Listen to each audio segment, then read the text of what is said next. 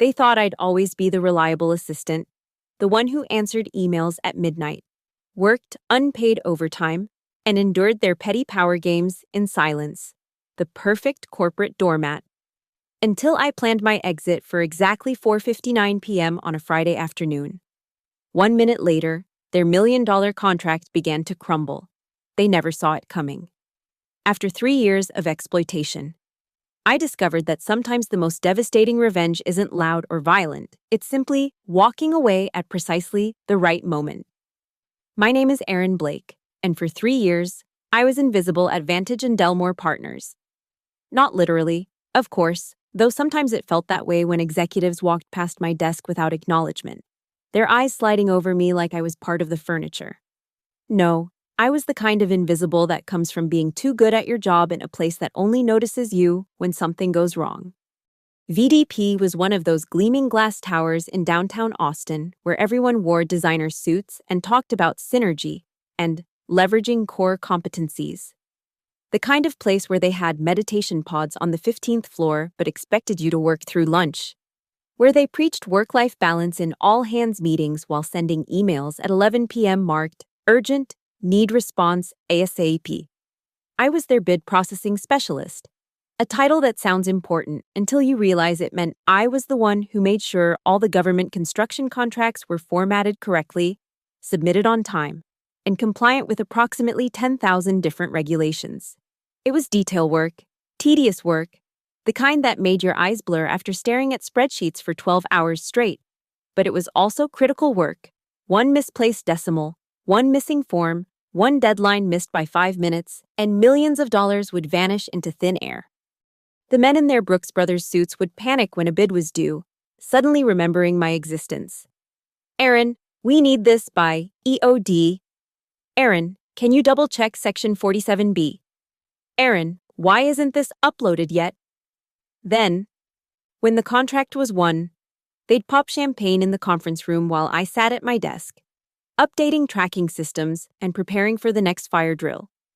I'd started at VDP straight out of UT Austin, eager and naive, believing that hard work would be noticed and rewarded.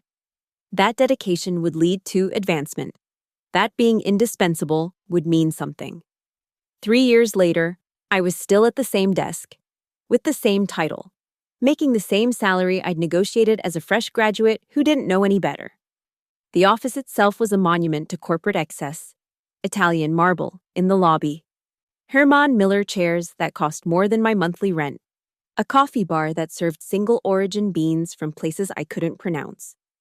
But underneath all that polish was rot, the kind that starts slow, seeping into your bones until you don't remember what it felt like to not be exhausted, to not dread Monday mornings, to not feel your phone buzzing with after-hours demands. I learned the unspoken rules quickly. Arrive before your boss, leave after them. Never say no to additional work. Smile when they take credit for your ideas. Don't complain when the company caters lunch for client meetings but tells you there's no budget for employee appreciation. Don't point out that the fast-paced environment mentioned in the job posting actually meant chronically understaffed.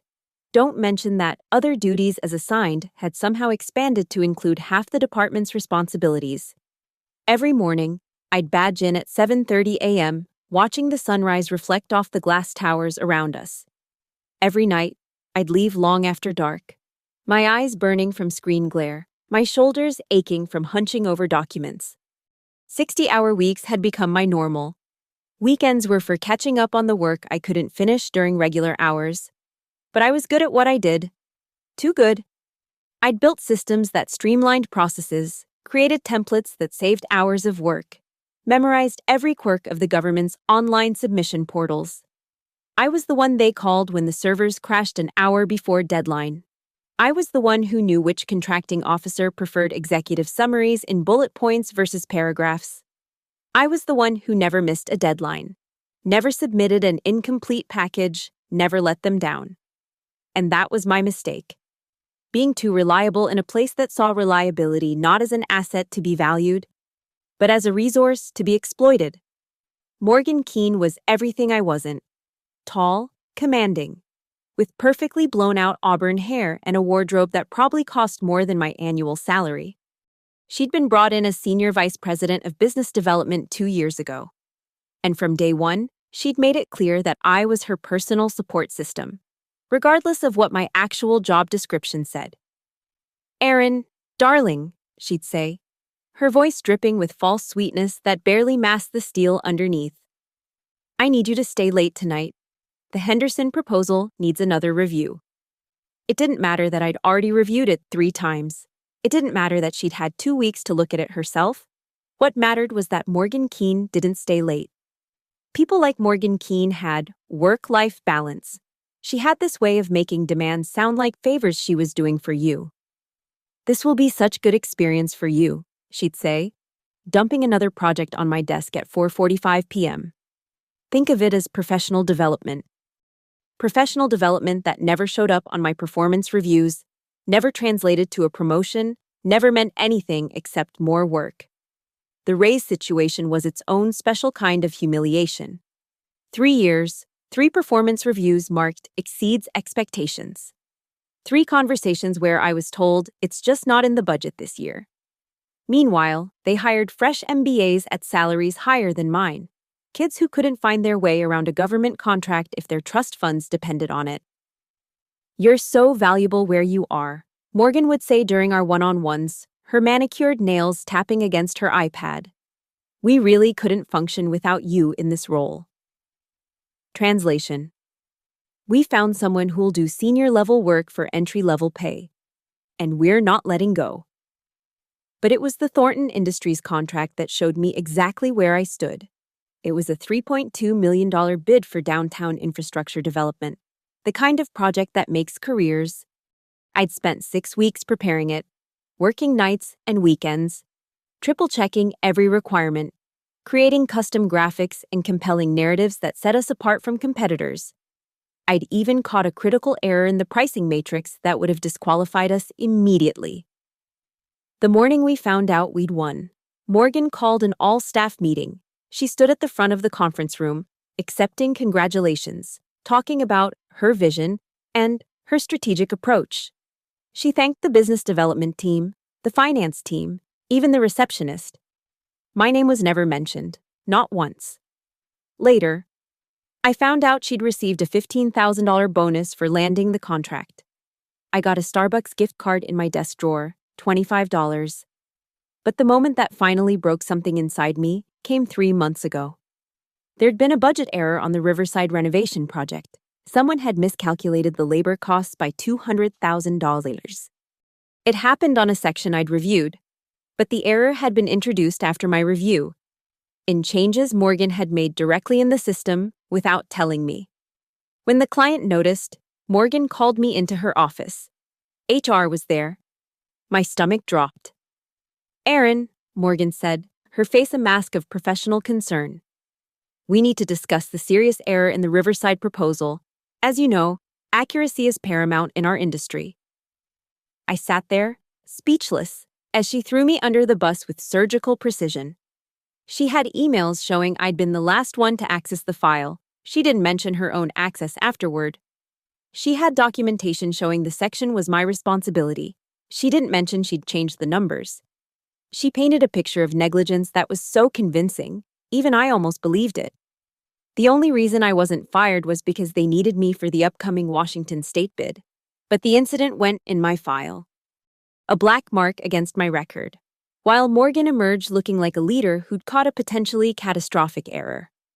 I walked back to my desk that day, feeling something shift inside me. The eager graduate who'd believed in fairness and meritocracy was gone. In her place was someone who finally understood the game and was ready to play it by her own rules.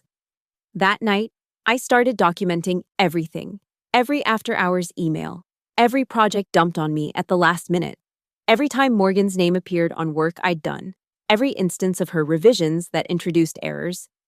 I became meticulous in a different way, not just about the work, but about the evidence. Because I'd realized something important. They needed me more than they thought, and certainly more than they'd ever admit. The question was, what would happen when I decided to make them prove it? The planning started small. A folder on my personal laptop labeled Receipts.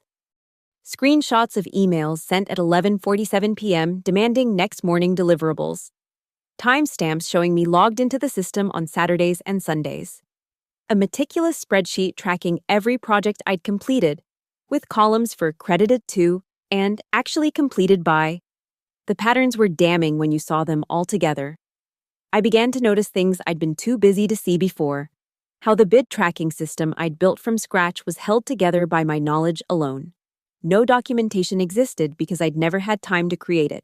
How the government portal passwords were all in my head because Morgan insisted on changing them monthly for security, but never remembered them herself. How the complex web of contractor relationships I maintained existed mostly in my email threads and personal notes. The new hire, Jessica, started 3 weeks into my planning. Fresh-faced, enthusiastic, ready to make an impact. Morgan assigned her to shadow me, clearly hoping to create a backup for when she inevitably pushed me too far. But I was strategic about what I taught her.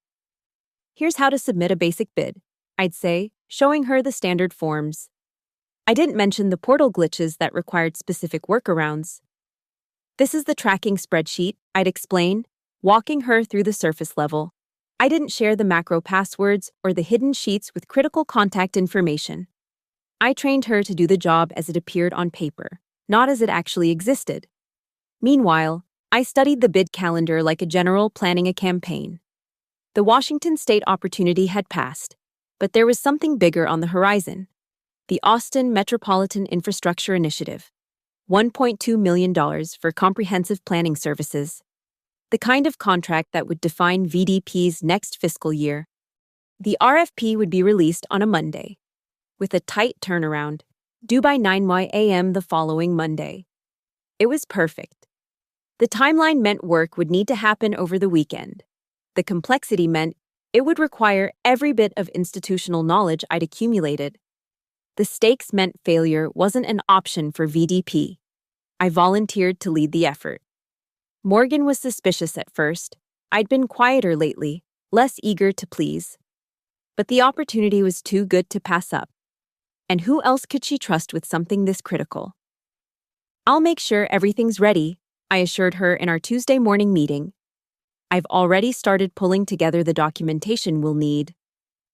And I'd created beautiful templates, comprehensive compliance matrices, compelling past performance narratives. Everything they'd need, almost. Each document had subtle dependencies on files stored in my personal drive, passwords saved in my browser, processes that lived in my head. I was building a castle that would collapse the moment I removed the cornerstone. The week before the RFP release, I was the model employee. Early to arrive, late to leave, responsive to every request.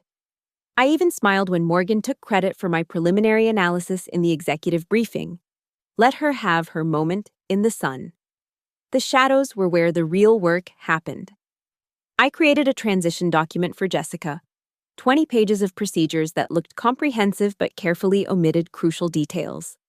Section 3.2 explained how to upload documents to the portal, but didn't mention the Java compatibility issues that crashed the system if you used the wrong browser. Appendix A listed contact information for contracting officers, but not the personal cell numbers they'd given me for deadline emergencies. On Wednesday, I confirmed the team meeting for Friday afternoon. We'll do a final review of everything, I announced. Make sure we're ready to hit the ground running Monday morning. Everyone nodded, already mentally checked out for the weekend they assumed they'd have free while I handled the actual work. Thursday night, I stayed until 10 p.m., making sure everything was in place. My desk was clean, no personal items left behind. My company laptop had all the files they'd need, sitting in folders with obvious names. What wasn't obvious was that the files were shells. Beautiful. Professional shells that would reveal their emptiness only when someone tried to actually use them. I updated the bid tracking system one last time, changing all the passwords to match the pattern Morgan preferred. What I didn't do was send her the email with the new passwords I'd promised. That email sat in my drafts, scheduled to send at 5:01 p.m. Friday. Too late to matter. The resignation letter was already written, printed on the good paper, Short, professional, giving nothing away. I'd learned from the best how to say absolutely nothing with perfect corporate polish. But the timing? That was everything. 4:59 p.m. on a Friday before a critical Monday deadline. Late enough that HR would be gone. Late enough that IT would be skeleton crew. Late enough that panic wouldn't set in until Monday morning when they realized the castle I'd built was made of sand. 3 years of being invisible had taught me something valuable. People only see what's missing when it's too late to replace it. Friday arrived gray and humid, typical Austin August weather that made the walk from the parking garage feel like swimming through soup. I dressed carefully that morning, my best blazer, the one I'd bought with my first paycheck and saved for important presentations. If this was going to be my last day, I'd look the part of the professional they'd never quite seen me as. The morning crawled by with excruciating normalcy. Morgan breezed in at 9:30, venti latte in hand, already on a call about her weekend plans in Fredericksburg. The bid team filtered in slowly, confident in the knowledge that Aaron would handle everything, the way Aaron always did.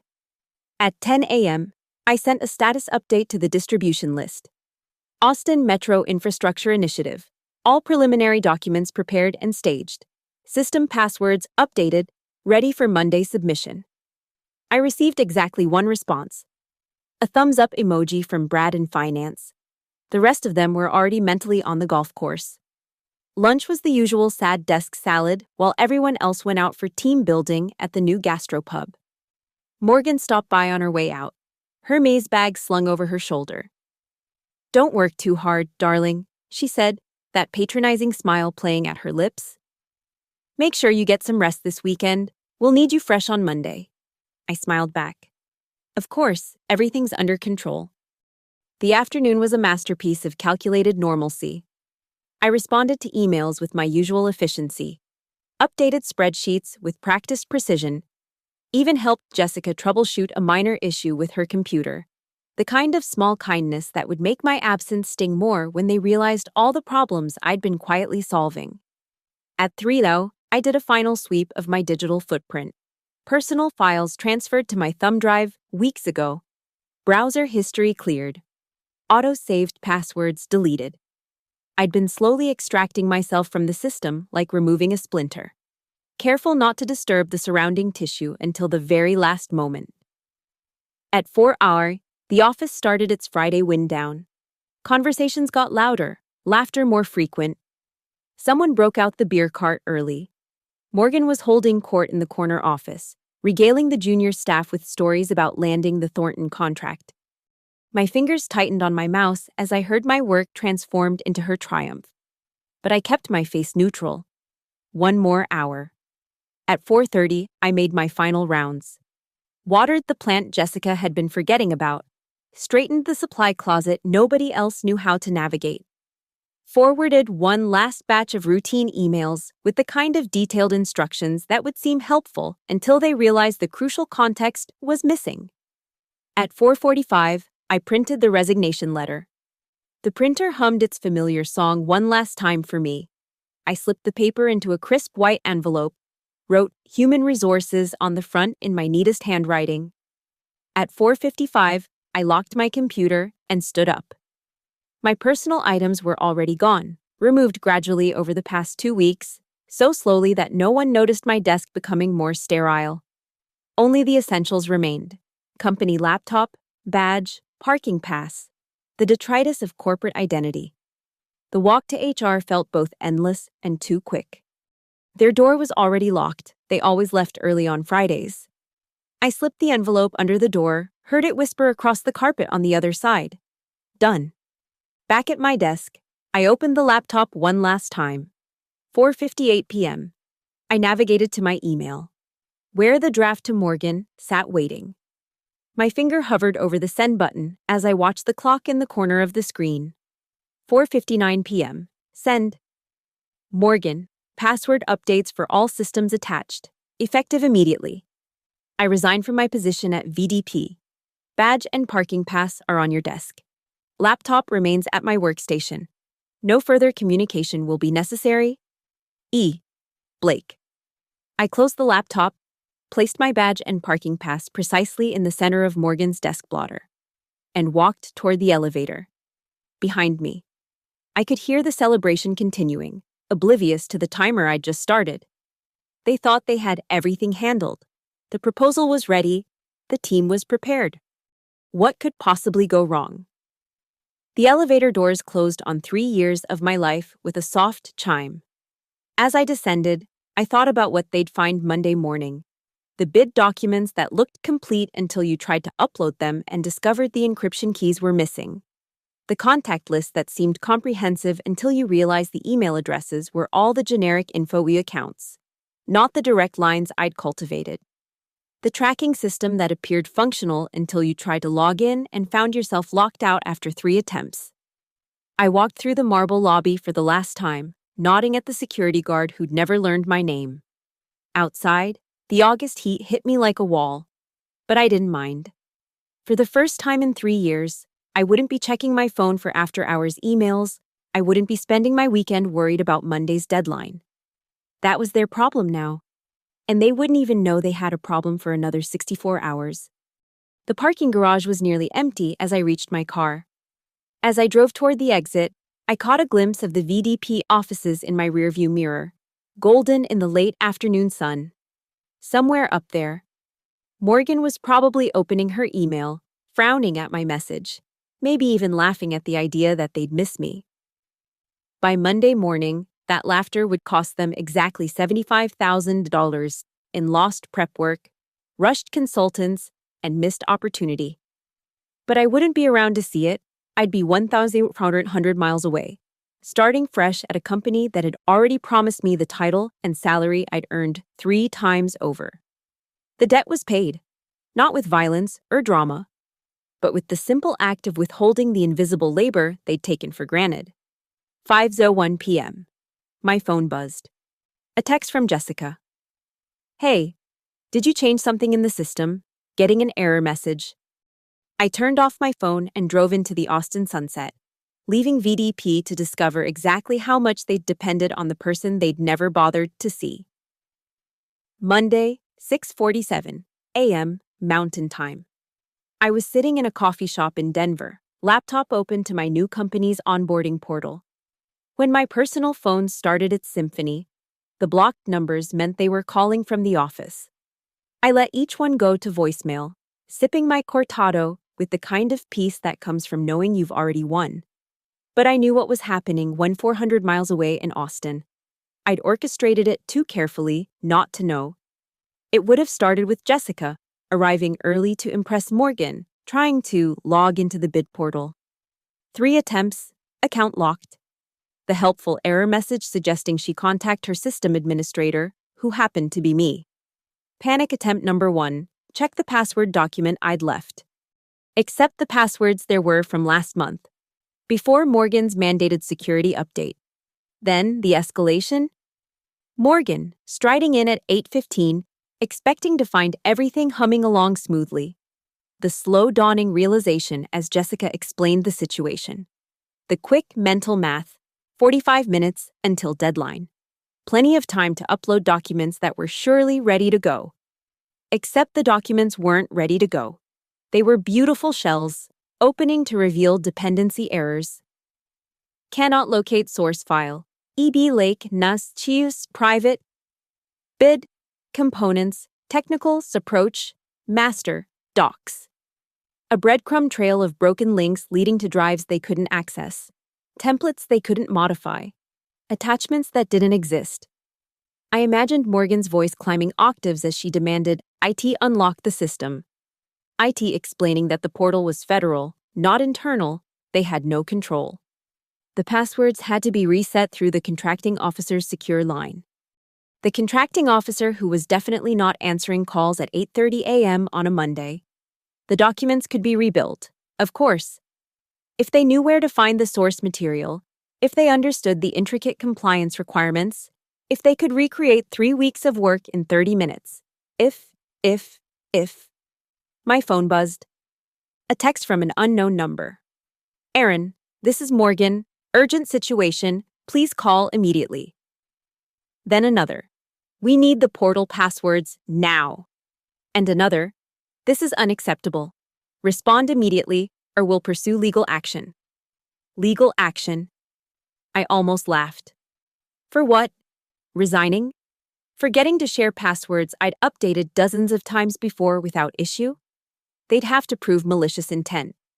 And I'd been very careful. Every action I'd taken fell within the boundaries of what I'd always done.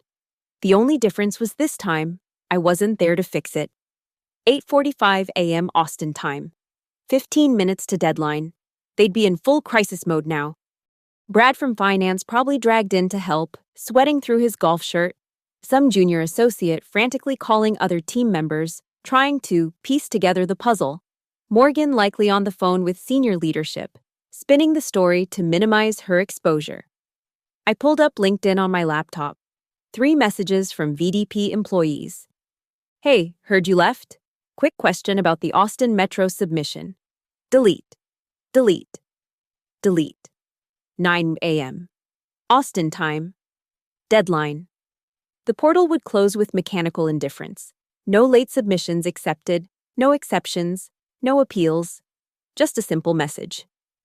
Submission window closed. $1.2 million opportunity evaporated. Months of positioning wasted. Relationships with key stakeholders damaged. All because they'd built their castle on the assumption that I'd always be there to hold it up. The real damage would unfold over the coming days. The forensic analysis of what went wrong. The discovery of how many critical processes ran through my inbox. The realization that the comprehensive documentation I'd left was anything but. The scramble to rebuild systems they hadn't even known were mine. My phone rang again. This time, a number I recognized. David Liu, the CFO, the only executive who'd ever bothered to learn my name. I almost felt bad for him. Almost. By 10 a.m. Austin time, they'd be in damage control mode, calling the contracting officer to explain, reaching out to partners to manage expectations, calculating the direct costs, staff time, consultant fees to rebuild systems, lost revenue from the failed bid. $75,000 would be conservative. It might climb higher once they factored in the relationships that would need repairing, the reputation that would need rebuilding. I closed my laptop and looked out at the Denver skyline, mountains visible in the distance. My new company was smaller, yes, the project's less prestigious. But they'd offered me senior analyst position, a 40% salary increase, and a promise. My work would have my name on it. My phone had accumulated 17 voicemails. I deleted them without listening. But I did check my email one last time, curious to see the final act of the drama I'd orchestrated. There it was, sent at 9:43 a.m. from the CEO himself. Ms. Blake, we need to discuss your resignation immediately. Your departure has created significant operational challenges. We're prepared to discuss retention options. Retention options. Now I did laugh, loud enough to draw looks from other coffee shop patrons. 3 years of exceeding expectations hadn't earned me retention options. 3 years of 60-hour weeks hadn't warranted a discussion. But 3 hours of my absence had finally shown them my worth. I typed a brief response. As stated in my resignation letter, no further communication is necessary. Please direct all inquiries to my personal attorney. I didn't have a personal attorney, but they didn't need to know that. Then I blocked every VDP email address, every phone number, every possible avenue of contact. Scorched earth, digitally speaking. Later, I'd hear through the Austin grapevine about the aftermath. How they'd hired 3 people to replace me. How Morgan had been quietly reassigned to a position with less critical responsibilities. How the Austin Metro contract had gone to their biggest competitor. Who'd casually mentioned at the celebration dinner how lucky they'd been that VDP had technical difficulties. But that Monday morning, sitting in a Denver coffee shop with the mountains calling and my future wide open, all I knew was the beautiful weight of absence. They say revenge is a dish best served cold. They're wrong. Sometimes it's not a dish at all. Sometimes it's just an empty desk at 4:59 p.m. on a Friday afternoon. And the echo of everything that used to be there. The flight to Denver had been carefully chosen, early enough to avoid any last-minute attempts at intervention. late enough to ensure the damage was already done. I'd turned off my phone somewhere over New Mexico, watching the landscape change from scorched Texas brown to Colorado's promise of green. Every mile was a meditation on 3 years of accumulated exhaustion finally giving way to something that felt dangerously close to joy. But sitting in that coffee shop, watching my phone light up like a distress beacon, I couldn't help but construct the scene I'd left behind. I knew VDP's crisis management playbook. I'd helped write it, after all. The war room would be conference room A, the one with the good speakerphone and the whiteboard that actually erased properly. Morgan would be pacing, her heels clicking out a staccato rhythm of barely controlled panic. David Liu would have his laptop open, calculating damages in real time, his face growing grayer with each update to the spreadsheet. They'd have called in the cavalry by now. Outside consultants at $400 an hour, trying to reverse engineer systems I'd built over 3 years. IT specialists attempting to crack passwords that followed no pattern they could discern, because the pattern lived in my head. A mixture of project codes, dates significant only to me, and spite. Someone would suggest calling the client, trying to explain. But what could they say? "We're sorry. Our underpaid specialist quit at the worst possible moment, and apparently she was the only one who knew how anything worked." The truth was more damning than any lie they could construct. By noon, Austin time, they'd be discovering the secondary casualties. The Houston Port Authority bid due Wednesday. All the prep work was in my personal folders, inaccessible. The quarterly compliance reports that needed filing by end of week. The templates were password protected with codes I'd never shared. The vendor relationships I'd cultivated over 3 years, all routed through my now-defunct company email. I ordered another coffee, this time decaf. My hands were steady, but my heart was still racing with the adrenaline of calculated destruction. Through the coffee shop window, Denver's downtown sprawled beneath a clear sky, all possibility and promise. My new job started Wednesday. Entry-level by VDP standards, perhaps, but with a team that had recruited me specifically for my expertise, not my willingness to be exploited. The irony wasn't lost on me. VDP would spend more money fixing my absence in 1 week than they denied me in raises over 3 years. The $75,000 figure I'd calculated was probably conservative, just the hard costs of the lost bid, the emergency consultants, the overtime for remaining staff. It didn't account for the soft costs, damaged reputation, lost future opportunities, the trust that evaporates when you fail to deliver on $1 million promise. My personal email chimed with a message that made it through my filters. LinkedIn notification. Morgan Keene had viewed my profile. Then another, David Liu. Then another, James Morrison, the CEO. They were checking to see where I'd gone, probably hoping to call my new employer to explain that I was difficult or unprofessional. But I'd been careful there too. My LinkedIn still showed me as bid processing specialist at VDP. It would stay that way for exactly 30 days, long enough for the dust to settle, for them to realize that calling my new employer would mean admitting they'd been brought to their knees by a single resignation. Corporate pride would keep them silent more effectively than any legal threat. 2 hours p.m. Austin time. They'd be in the desperation phase now. Jessica probably crying in the bathroom, overwhelmed by demands to fix things she'd never been trained to handle. Some executive assistant pulled from another department, trying to make sense of my filing system. The gradual, horrible realization that I hadn't just done my job. I'd done parts of everyone else's too. Invisible labor that only became visible in its absence. I pulled out my personal laptop and opened the folder labeled Evidence. Screenshots, emails, documentation of every slight, every stolen credit, every unpaid hour. I'd been prepared to use it if they came after me legally, but I was beginning to realize I wouldn't need to. The beauty of my revenge was its perfect legality. I'd done nothing wrong except stop doing everything right at the worst possible moment. An unknown number managed to get through my blocks. They were getting creative, probably using personal phones now.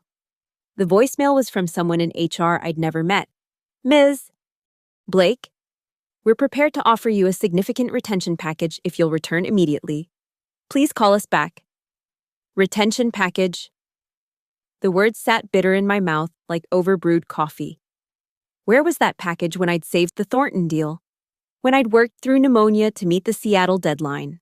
When I'd built systems that apparently held their entire operation together? But I wasn't angry anymore. That was the strangest part.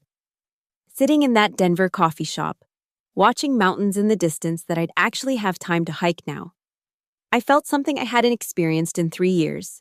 Peace? They could offer me double, triple my salary, and it wouldn't matter. You can't put a price on self-respect once you've bought it back. 5 p.m. Austin time, end of business day. The contractors they'd brought in would be packing up, having made minimal progress. The executives would be in closed-door meetings, assigning blame, crafting the narrative they'd tell the board. Morgan would be updating her resume, knowing that failures this visible had a way of following you.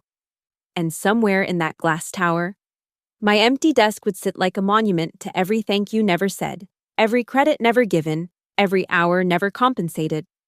They'd fill it eventually, probably with those 3 people I'd later hear about. But first, they'd have to figure out what I actually did all day. That would take them longer than they thought, and cost them more than they'd ever imagined.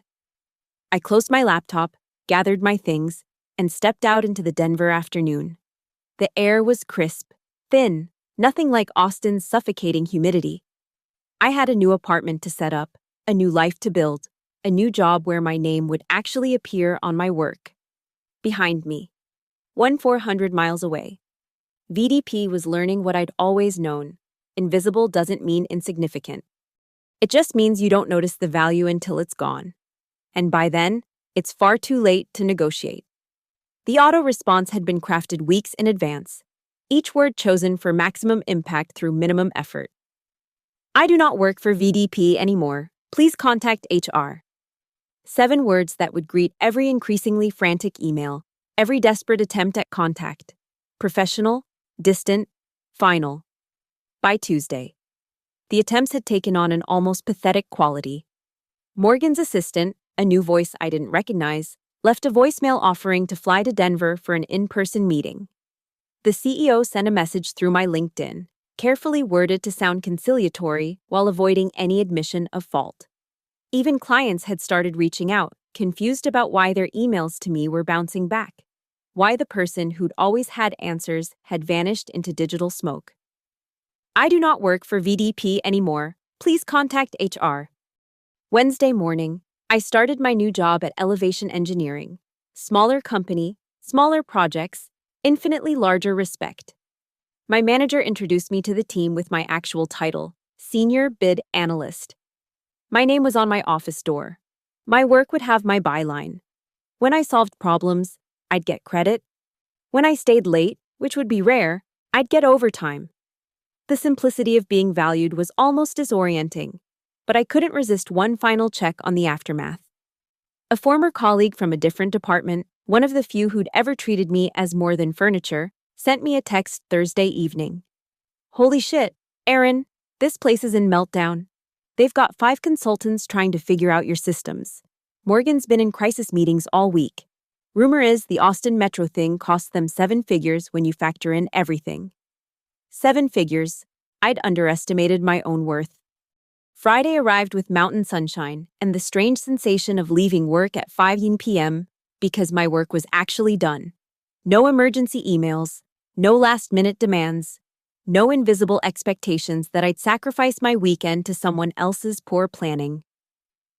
That evening, my personal phone rang with a call from an Austin area code. Against my better judgment, I answered. Aaron? David Liu's voice sounded tired, older than I remembered. I know you said no contact, but I wanted to. I wanted to apologize. We failed you. I failed you. I should have seen what was happening. I stood on my Denver balcony, watching the sunset paint the mountains gold, and said nothing.